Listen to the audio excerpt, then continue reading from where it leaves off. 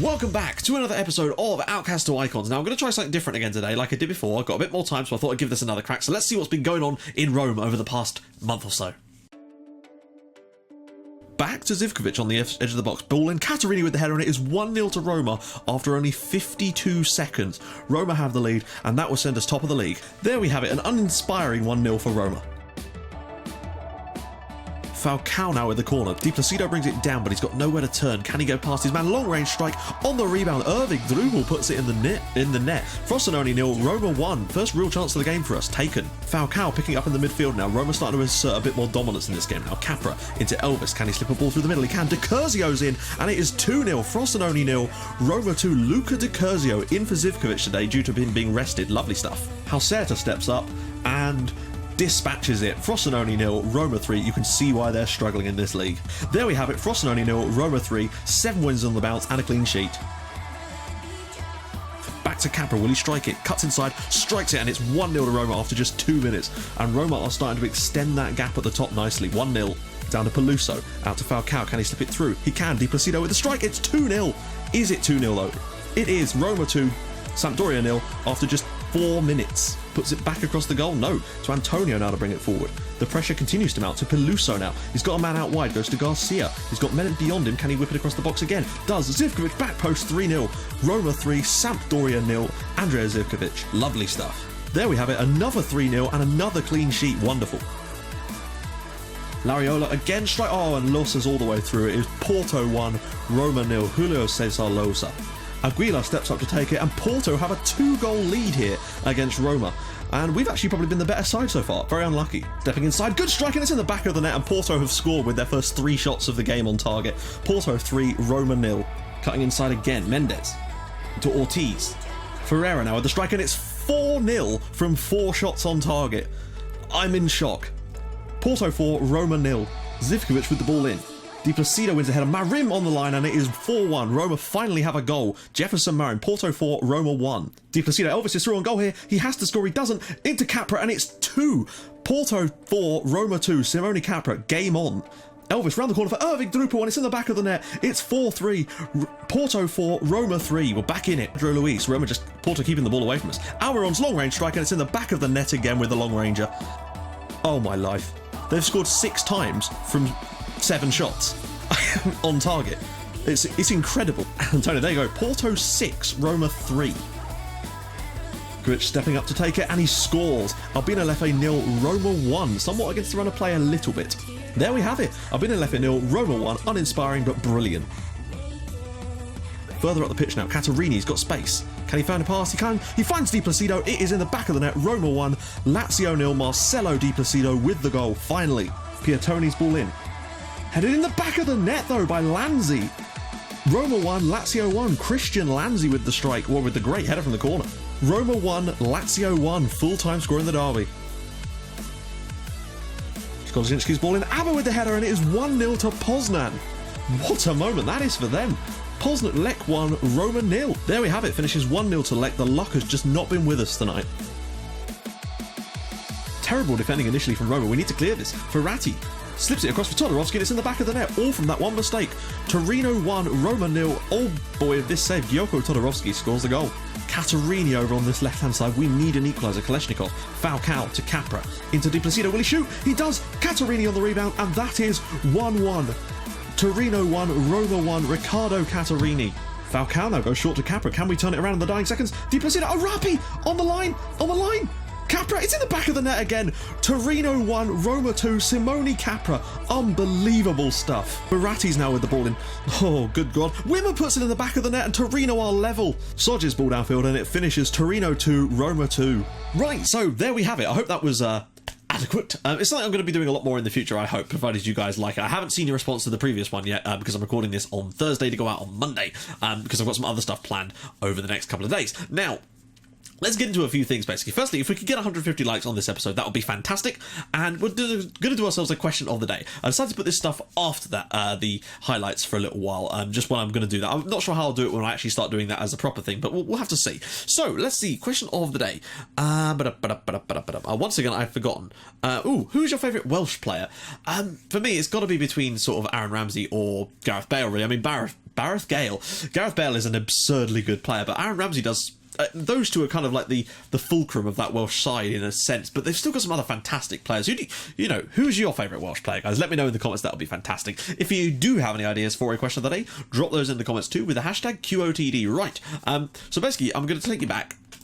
You can see the results now, as you will have just seen them in the highlights anyway, but I wanted to start it off so you couldn't see them, so they'd actually be a bit of a surprise rather than just playing out what you can see on there. So I hope that's kind of cool. So, a couple of things. Firstly, I'm going to check out former clubs, but I'll do that in a second. Also, we've had some Belgium games. Now, I didn't record these ones live comped because I just didn't want to do too much, basically. But basically, this is what's been happening with Belgium. So...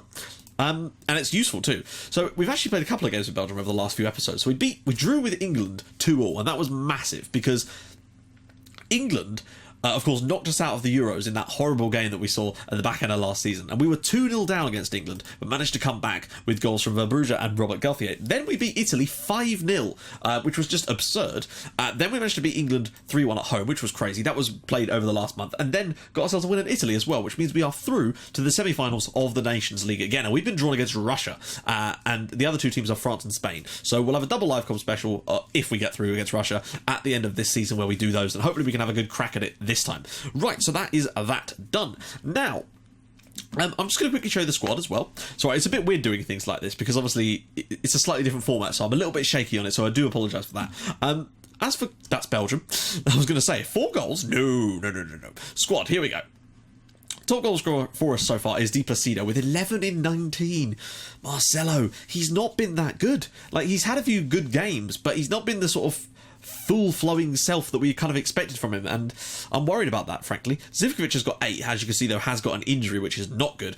You'll have noticed what happened there. Thankfully, Boisson wasn't badly hurt, so he's good. As for assists, it's all about Di Placido, though. He has got 8 assists. He's really linking up the play nicely now, bringing others in, so that's good. That's a positive sign. Other thing is, guys, I do actually have a light. This is like a camera light. It mounts on top of the camera, but unfortunately I don't have the mounting shoe for it just yet. That's coming later today, I hope, so I should be able to have a better lighting setup in here soon too, and that is the next step towards making things better for this channel. After that, green screen. So let's do this first, though. Player of the match is Zivkovic, has 5 as well, which is superb. He really has been brilliant for us this year, and I really hope that injury doesn't keep him out for too long. Average rating wise, he's dominated that, but lots of players above 7s too, which is always nice to see. As for value, of course, it's all about Di Placido, as you would expect. Now, we're going to take a little look-see at some former clubs while we're here. Since we've got a little bit extra time, I figured let's do this then, basically. So, the first former club, we started things off at HIFK, who, of course, are now actually up into the top flight in Finland for realsies.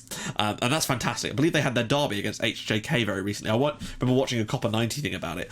So they're still, believe it or not, in the same division since we took them down. I feel so bad about that. Anyway, then we moved on to Achironis over in Cyprus, if I could spell the bastard thing. Right, there it is. I think they might still be 3rd tier. I worry about them. No, they're back into the Division B. They've sort of battled around between them. They're finishing as high as 4th in Division B, so not bad, not bad. Is that Sotiriou? Oh no, that's the manager. Apologies. Hang on, wait. I swear I feel like he played for them. The name rings a bell. I think he actually played for them underneath me. Can you guys remember if Sotiriou actually played for them when we were there? I think he did. Next up, we went to Zurich, out in Malta. Now, see how they've been doing. They've had some time in the top 5. In fact, look at that. They've had some really top finishes. 5th place twice and now an 8th. So clearly doing well. And as you can see, Simone Battaglia is still there. And that's what I like to see. Things like that really do please me. After that, we went over to Spartak Seme. Over in... apologies for my horrific typing. This keyboard is a little bit clunky at times. Spartak Seme over in Kazakhstan. How have they done since we left? And unfortunately, they've actually, after winning 2 league titles, came 8th, then 11th, then bounced back up to 6th. Then they got relegated, and this year... that's not good. Guys, what are you doing? They had some really top-looking players in that league as well. Next up, we joined Hertha Berlin, of course, and did very, very well there, I'd like to think. Have they got back? Have they been relegated again? That's my main worry. There we go. And they have, in fact. Last season, they were relegated from the Bundesliga, which is a real shame, because they did well after we took them back up, but unfortunately, it was not to be. Do they have anyone I recognise there? Not particularly. After Hertha Berlin, we managed to join Granada, unless I'm forgetting anyone massive. Granada... God damn it. Apologies for this again. There we go. Granada. I actually got a report from a Granada B game the other day, just because apparently we were still subscribed to them. They've actually done some really solid finishes. Not quite as good when we were in charge, but they've done a decent job. Ross Baldwin, interestingly, there. In fact, I believe I brought him in, didn't I? I feel like I did. So there we go. And finally, of course, Roma today. So, without further ado, actually, I'm just going to quickly show you the league table. That would be wise, wouldn't it? Schedule. Yeah, here we go. So basically, here's how things stand at the moment.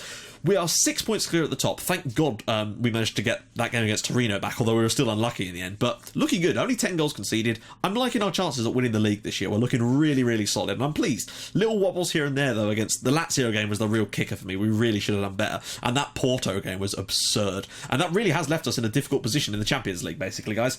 So the way things are today, Porto are playing Lech. And if there is a winner in that... Basically, if we beat Bayern today and they draw, we actually top the group. It's very, very tight. Basically, if we win, we will qualify, basically. I think that's how it's going to work. Unless Bayern were to... The only way I think that a win for us would not qualify us for the next... You notice that Di Curzio is having to play here because of Zivkovic's injury. And the only way that a win would not qualify us for it, would be if we were to... how would they go? Depay, Mutombo, Schade... That better not be the one I was after. No, it's a different guy. Okay. Hain, Alaba, Galliano, Umtiti, Jurosevic, and Berger with Gea in goal. They've got Harder, or what's his first name? Go on. Burnt Harder. That's brilliant. I was hoping it'd be burnt. Cordoba, Shooter, Salas, Fries. Gotta have Fries. Grieber and Schwartz. Obviously, it's Freys. Or might well be Fries, actually. But basically, the only way that we can fail to go through if we beat Bayern today, and that's a big if, but Poznan beat them 4-0, so I think there might be something to it. And Poznan were able to beat us too, so I think there's something to that.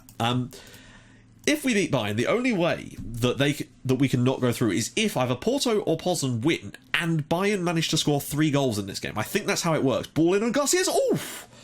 What a start that would have been. Hang on one sec, guys. Apologies, I forgot to turn the replays back on. Just to make sure. Sorry, I played the other highlight things without the replays on because it makes the file sizes smaller. Jurosevic now. Berger into Uchiel. Mutombo now. This is a huge, huge match. A win here should put us through, but it would be quite... We've certainly had to do a lot more work than I expected in this group. Lech have been absolutely absurdly good. They've done a massive good job, actually. To have already accrued 7 points at this point, having beaten us and Bayern, is magnificent for them. Garcia, ball in. Oh, it's somehow cleared off the line. Di Curzio, I think it might have been there, with a really good chance to give us the lead, and we really do need to get an early advantage. Antonio now to Pelusa, but it's good to see that we're actually starting well. Antonio. The problem is we've had so many games lately, it has meant that we've had to rotate the squad somewhat. Di Curzio goes through again and cleared. Antonio, this has been a really solid start from us. I'm happy. That system is very narrow. It's a weird one. Oh, they've moved something around a little bit. We've got to close down Marco Berger a little bit more. We're looking really good, actually, so far. Catarini's ball in. Whipped it in. Di Curzio, no. Di Placido, it's in! Amazingly, it's in. It's Roma 1, Bayern Munich 0, Marcelo Di Placido with the goal, and that would put us into second in the group. God damn. Annoyingly, actually, I think, technically, we should have a better head-to-head record than Porto, surely. Oh, but they've got an extra point, I was going to say. Imagine if we won the group from the position we're in. I don't know how this has ended up in the back of the net. He's headed it practically from behind the penalty spot. And, oh, man, Gea in goal there has an absolute nightmare. But it is 1-0 to Roma, and that is so important. God, if we can win against Bayern Munich, why couldn't we beat Poznan and cleared away? If we get a second goal here, I'd be really, really confident. Capra loses out, goes back to Catarini, the heroes from the previous game. Capra, now it's a penalty! Pascal Hain, or Hein, brings him down, and big opportunity now. I think this might well be Albin Arapi taking them. We've had a few others take penalties recently, but it might well be Arapi's turn. No, it's Peluso, the centre mid, the youngster, steps up, and it's 2-0. Roma 2, Bayern 0. We've been so good in this game so far. Cristiano Peluso makes it 2-0. That's perfect, and at the moment, we are heading through to the next round of the Champions League, albeit as runner-up in this absolutely crazy group. And it's sad in a way that Lech will actually still, at the moment, finish in 4th place, despite getting 7 points and taking some really, really good results. I can be very pleased with them. They've been utterly brilliant so far. I'm really, really happy with that. Let's see. Apologies if this episode does go on a little bit long. It's one of those things where there's a lot of stuff to talk about, and I'll try to do my best to try and keep it down. Peluso has gone right through him there. I have to be careful. They've gone 3 up top now. But I don't really see what difference that's made. I might just tell us to concentrate a bit, because we may need it. We're not getting too many shots. We're less than 50%. And an equaliser for Lech. And that would actually enable us to win the group as things stand. Right, we're going to make some subs. It's about time. Falcao is going to come on for Peluso. I've been saving him. Albin Arapi actually didn't start the game. Apologies. I didn't realise that. He's been starting quite a few games lately. I should have really paid more attention to that. I'm not going to bring him on, though, just yet. I'm thinking... I don't know. I'll tell you what, right? We're 2 goals to the good in this game. 20 minutes to go. Di Placido is looking knackered.